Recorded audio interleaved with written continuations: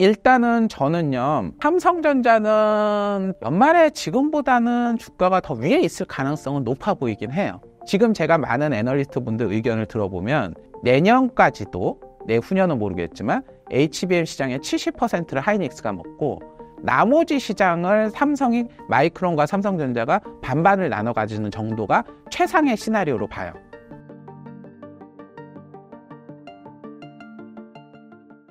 최근 삼성전자가 예전 같지 않다는 이야기가 많습니다. 현재 삼성전자는 어떤 상황인가요? 그러니까 삼성전자의 기술적인 내용들, 내부적인 변화들 이런 거는 IT 전문하시는 분들이 더 잘하실 거라고 봐요. 근데 저는 좀 근본적 얘기를 하고 싶어요. 삼성전자가 그동안 되게 잘했던 게 뭘까요? 뭐냐면 생산을 굉장히 최적화시키고 되게 잘 만들었어요. 스마트폰 시장에서 굉장히 잘했지만 창의적으로 가진 않았죠. 매우 빠른 속도로 추격하고 공급망을 잘했고요. 그리고 삼성이 가장 잘하는 반도체, 특히 D램 반도체는 표준화된, 범용화된 반도체예요. 거기에 대한 공급망 관리라든가 최적의 수율, 그래서 예전에 일본이 업계 1등이었지만 걔들보다 후발주자였음에도 정말 최선의 효율로 찍어내는 거를 정말 잘했던 거예요. 그러면 이건 뭐냐? 어떤 주어진 조건 하에서 표준화된 제품을 최적으로 빠르게 많이 생산하는 능력. 그리고 스마트폰에서도 봤지만 가끔 1등보다 조금 먼저 창의력은 떨어지더라도 쫓아갈 수 있는 힘, 네트워크, 그리고 그것들을 받쳐주는 거. 그런 것들이 삼성전자가 가진 강력한 강점이었죠. 그래서 삼성전자가 우리가 예전부터 팹리스라든가 뭐 파운드리나 뭐 혹은 비메모리 반도체를 진출한다고 참 많이 했는데 잘 안 되잖아요. 그쪽은 약간 좀 영역이 다른 거예요. 그러니까 이걸 제가 어떻게 비유를 드리냐면 우리가 똑같은 숙박업을 한다 하더라도 모텔하고 최고급 호텔은 다르잖아요. 호텔에서 최고급 호텔에서의 각종 서비스라든가 맞춤형으로 해주는 것과 모텔은 딱 앉아서 그 자동화된 플랫폼을 딱딱딱 하고 가격하고 깨끗하게 청소하고 이런 거잖아요. 우리가 맞춤형 옷과 그 대량 생산하는 옷은 시스템이 다르잖아요. 양복점에서 이렇게 딱 못 맞추는 거하고 옷을 이렇게 막 대량으로 찍는 게 다르잖아요. 삼성이 잘하고 한국 기업들이 잘하는 게 그런 거예요. 대량으로 찍고 최적화하고 전체 고객들이 요구하는 수요들을 빠르게 포착해가지고 빠른 속도로 효율적으로 값싸게 공급한다. 근데 반도체에서 그게 바뀐 거예요. 아까 엔비디아에서도 제가 잠깐 얘기를 드렸지만 엔비디아는 사실은 반도체 중에 마이너 중에 마이너였어요. 비메모리 반도체에서 CPU가 가장 중요한데 CPU도 아닌 GPU였고 GPU에서 그 약간은 강자긴 했지만 이게 전체 반도체 시장에서 차지하는 비중은 작았거든요. 그리고 지금 우리가 하는 AI 반도체라고 하는 거는 그 안에서도 또 특별한 영역이고 굉장히 생산 단가도 비싸고 뭔가 효율은 높지만 감당이 안 되는 그런 거예요. 그리고 그게 AMD의 반도체하고 엔비디아 반도체하고 또 달라요. 인텔이 만드는 반도체가 또 AI 가속기도 다르고요. 다른 영역인 거예요. 그런데 그런 것들을 고객이 지금 원하는 거를 최적화시켜서 맞춤형으로 만들고 그 생산을 하는 것들도 당연히 다르니까 생산을 혼자 다 못하니까 그런 생산 잘하는 사람하고 커뮤니케이션 맞추고 이런 조합을 하는 게 훨씬 중요한 역량이 된 거예요. 삼성하고 전혀 대척적인 영역인 거죠. 지금 하이닉스가 지금 반도체 D램 부분에서 이제 삼성전자의 D램 반도체 영역을 넘어선다고 해요. 3년 전만 해도 상상도 못할 일이에요.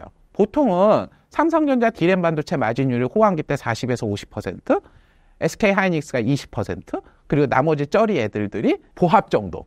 이랬다가 이제 업황 꺾이면 삼성전자 반도체 마진이 20%, 하이닉스 BP 근처, 나머지 애들은 적자, 이렇게 된 거예요. 여기서는 다 똑같은 D램이고 이거를 누가 더 효율적으로 생산하냐 이런 거예요. 근데 SK 하이닉스와 최근에 핫한 HBM이라고 하는 건요. 엔비디아가 요구하는 HBM이라고 하는 거는 AMD가 요구하는 HBM하고 전혀 달라요. 디자인이 다 다른 거예요. 이거를 쌓고 어떻게 붙이고 하는 게 다 다르고 심지어 엔비디아가 요청하는 또 다른 버전은 이전 버전하고 또 달라요. 맞춤복 같은 거예요. 그런데 이 맞춤복 같은 거를 하는데 어떻게 됐건 하이닉스가 잘했어요. 그리고 하이닉스가 이거를 하기 위해서 TSMC를 HBM을 하이닉스가 만들어도 그거를 다시 이 AI 가속기에다가 붙이는 부품이기 때문에 그거를 최종적으로 붙이는 건 TSMC하고 해야 돼요. 그래서 TSMC하고 커뮤니케이션을 해야 돼요. 우리가 어떻게 최적화돼서 만들지만 TSMC 생산 공정에서 이게 안 맞으면 안 될 수 있는 거거든요. 그것들을 엔비디아, TSMC, SK 하이닉스가 하나의 편이 돼서 커뮤니케이션하고 각자 생산하고 조율하고 그래서 최적의 제품을 만드는 거예요. 그럼 각자에서는 최선화되더라도 합쳤을 때 안 맞을 수 있는 것들을 조율하는 것도 어마어마한 능력인 거죠. 삼성은 그런 방식으로 사업하지 않아요. 내가 모든 것을 다 하고 컨트롤하고 맞춤형으로 생산하는 거예요. 그러니까 문화와 관점이 다른 거죠. 근데 이게 저는 아까부터 제가 세대 얘기를 하고 하는데 베이비 부머 세대하고 MZ 세대하고의 느낌 같은 거예요. 베이비 부머 세대들이나 들은 어떻게 보면 수식적으로 하고 우리 식당 가면은 자, 뭐 먹지? 그럼 하나로 통일 이렇게 되잖아요. 겐지한테 이런 그런 소리 하면 혼나겠죠. 각자 하는 거고 식당도 저마다 다르고 회식은 왜 하냐 이런 것도 얘기가 되잖아요. 그런 데서는 커뮤니케이션하고 얘기를 하고 하는 게 중요한 거예요. 근데 이게 단순히 우리가 겉으로 보이는 소비 형태뿐만 아니라 생산의 형태, 제품의 형태도 바꿔버린 거예요. 특히 AI 반도체는 지금 계속 성능이 개선되고 계속 새로운 제품을 내야 되기 때문에 기존 지금까지 표준화된 제품이 다음 달, 다다음 달에도 얘가 표준화된 게 아니라 이게 올드 패션이 되는 거예요. 이러한 빠른 변화와 대응, 그리고 커뮤니케이션에 의한 조율, 그리고 내가 혼자 다 하지 못하고 각자 최적화하는 거를 맞추는 거. 이 영역이 뭔가 삼성하고는 안 맞는 거예요. 그러니까 삼성이 작년 9월부터 HBM을 납품한다 했는데 지금 현재 6월까지 아직 뭔가 뻐벅떡 되거든요. 이거는 단순히 우리가 기술적 장인 이런 기술적인 문제가 아니라 문화적인 뭔가 문제가 있는 게 아닌가 생각을 해야 돼요. 근데 조직의 문화라든가 사람의 문화라는 거는 하루아침에 안 바뀌거든요. 큰 조직일수록 훨씬 더 그렇습니다. 아마 삼성전자 정도의 큰 조직이라면 1년 내에 뭔가가 하루아침에 싹 바뀔 수 없어요.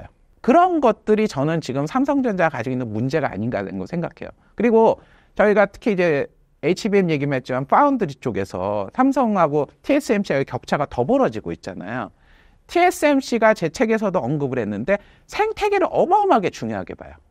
삼성전자는 기본적으로 D램 반도체를 만드는 게 메인이기 때문에 D램은 표준화된 제품에서 꽝꽝꽝꽝 찍어내는 거기 때문에 최적의 생산 효율 이렇게 하지만 파운더리라고 하는 사업, 특히 고급 반도체 쪽은 맞춤형으로 하는 게 가장 중요해요. 애플 맞춤형이 또 다르고 엔비디아 또 다르고 AMD 다르고 퀄컴 다르고 다 각자에 따라서 다 다른 생산 라인과 다른 요구사항과 디자인을 다 달려야 돼요. 그럼 설계하는 디자인 툴도 다 다르고 이것들을 하기 위해서 TSMC는 생태계라고 하는 것들을 이노베이션 생태계라는 거를 수십 년 전부터 구축하고 그게 뭐 디자인 하우스라든가 IP 기업들이나 이런 것들에서도 바운드를 넓히고 이런 작업들을 수십 년간 해왔어요. 삼성이 이제 그 작업을 한 게 한 3, 4년, 4, 5년 된 거예요. 국내에서 이제 뭐 디자인 하우스인가 IP 뭐 기업들이 나오는 것들이 상장사 나온 게 한 2, 3년 전부터니까요. 그러니까 이런 어떻게 보면 지금 자기하고 익숙하지 않은 싸움을 하고 있는 거예요. 근데 이 부분을 극복하지 못하면 좀 쉽지 않고 오래 갈 수 있다. 이런 생각은 합니다. 반면 하이닉스는 앞서 나가고 있습니다. 어떤 상황인 건가요?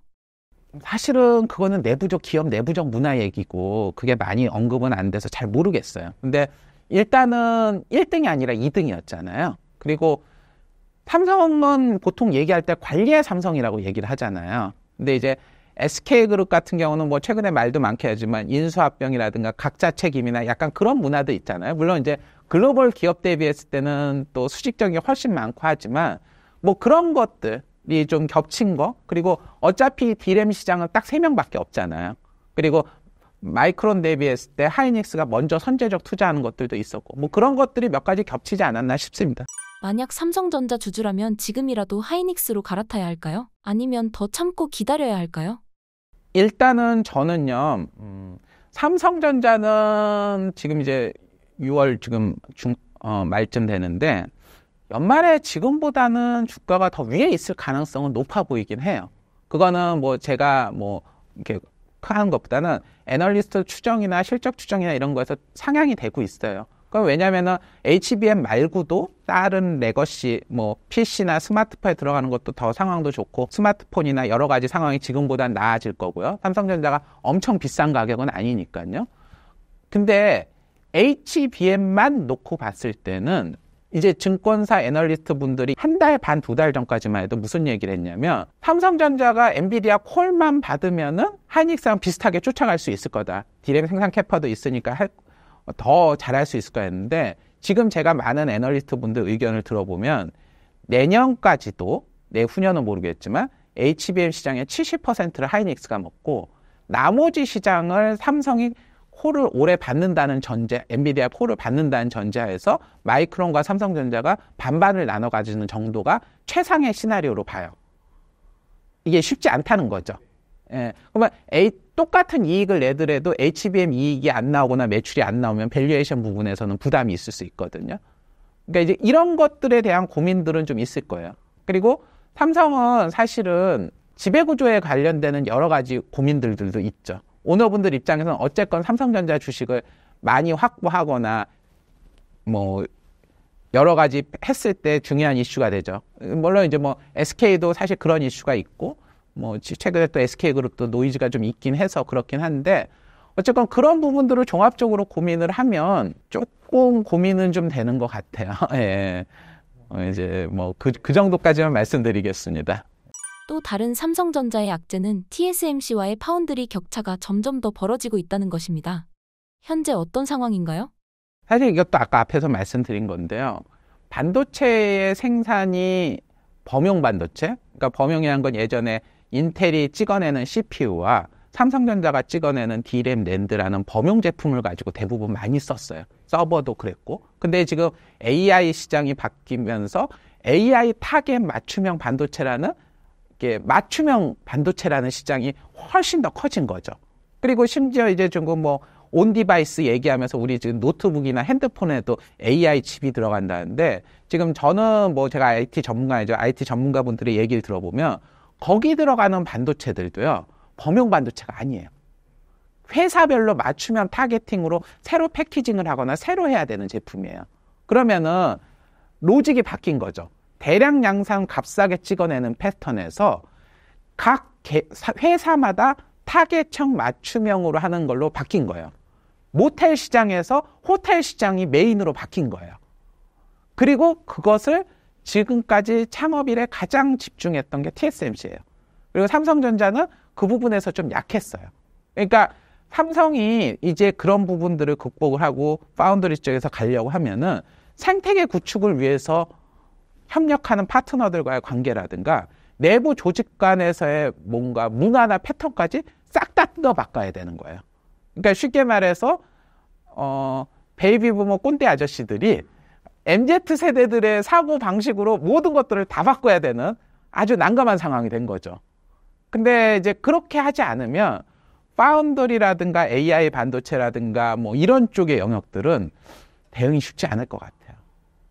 이게 이제 삼성의 잘못이 아니라 세상이 그렇게 바뀌었고, 그리고 아까 말씀드린 그 근저의 큰 흐름은 세대 간의 큰 변화예요. 사실은 TSMC도 엔비디아도 5년 전에 이렇게까지 세상이 바뀔 줄 몰랐을 거예요. 근데 이 바뀐 세상을 되돌릴 가능성은 제가 보기에 매우 낮아 보이는 거죠.